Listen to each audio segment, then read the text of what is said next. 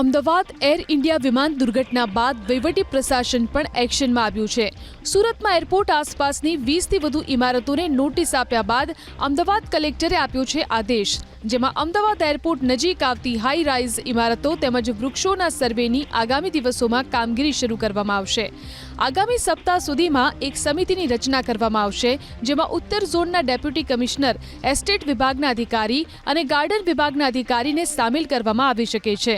નાના ચિલોડા, નરોડા, સરદારનગર, હંસપુરા, અસારવા આસપાસના વિસ્તારમાં જ્યાં પણ હાઈરાઇઝ ઇમારતો હશે અને ઇમારતોની મંજૂરી કયા ધારાધોરણો અનુસાર આપવામાં આવી છે તેની પણ ચકાસણી એવિએશન અને કલેક્ટર વિભાગ કરશે, જે બાદ કલેક્ટર અમદાવાદ મહાનગરપાલિકાને આદેશ આપશે।